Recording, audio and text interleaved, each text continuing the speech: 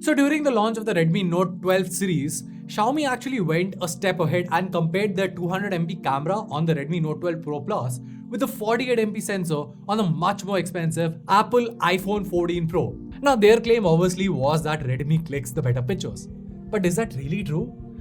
Does it really mean that this sub 30,000 smartphone can actually outperform this almost 1.3 lakh rupee smartphone? Well, I decided to take things to the test. This is one from GTR, you've already read the title, and in this video, I'll be comparing the cameras on the Redmi Note 12 Pro Plus with the Apple iPhone 14 Pro. So without wasting any time, let's just get right into it.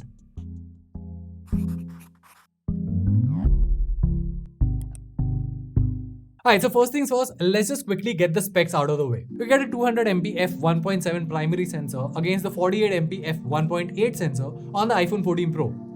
Both the sensors come with OIS, so that's good. Now the iPhone has a bigger 12 MP ultra-wide sensor against Redmi's 8 MP shooter. And the iPhone also has a 12 MP telephoto lens against Redmi's pointless 2 MP macro shooter. Lastly, up front, Redmi has a slightly bigger 16 MP selfie shooter, while iPhone has a 12 MP front camera. Now, as always, specs have never been Apple's strongest point. It's the actual camera performance. So how does it compete with Redmi's offering? Let's find out. Also, in case you're wondering about the case, I'm using the MKEK MagSafe case for the iPhone 14 Pro. Now this offers one of the best protections against drops, is completely shockproof, and offers a nice and comfortable grip too. What's more is that this one supports MagSafe charging as well, which is always nice to have. You can check out more information about this along with their other line of cases for the iPhone 14 Pro series from the link in the description box. Alright, so kicking things off, let's start by talking about the daylight shots. Now, interestingly, as you can see in these shots, iPhone's 48 MP sensor has better detailing here as compared to the 200 MP sensor on the Redmi. That being said, the colors are slightly better on Xiaomi's device. Now, adding on to the colors point, see how in this shot, iPhone tends to make the image more vibrant by boosting the warmth here. The Redmi Note 12 Pro Plus does a much better job here in retaining the original colors and also looks like an overall better shot. Now in this shot as well, you can see that Redmi not only has better colors, but also does a better job of retaining the shadows if you look at the buildings in the background. And the iPhone has boosted the contrast a lot to the point where the buildings are absolutely crushed. Now moving on to HDR shots, as you can see, this is a very tough shot for any phone to capture, and both the devices have their own processing technology. Now the iPhone captures a shot that's closer to how your eyes would perceive it, while Redmi tries to uplift the shadows a bit while retaining the highlights. Now the one advantage that iPhone has is that it does not have the lens flare like Redmi does, but even so, as an overall shot, I still think I might slide with Redmi here because that's a photo that I can personally edit later on.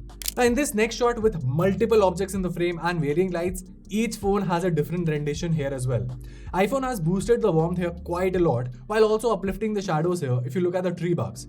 Now despite that, Redmi is still doing a good job having plenty of details throughout the frame and also retaining the original colors for most of the things.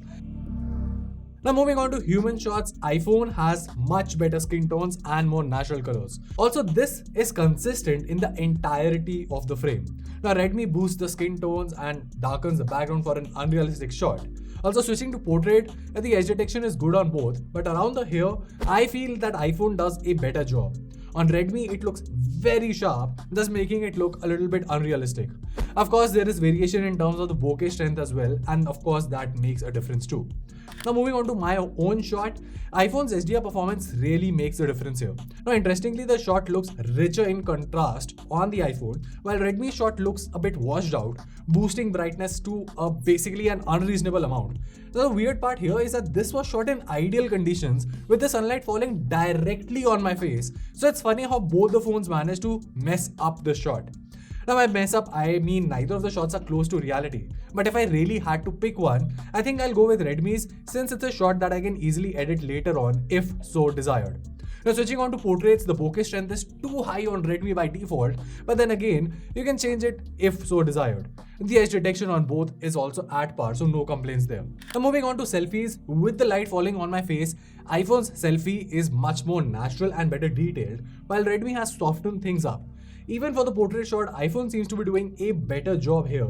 So yeah, as far as selfies go, I feel iPhone has the edge here.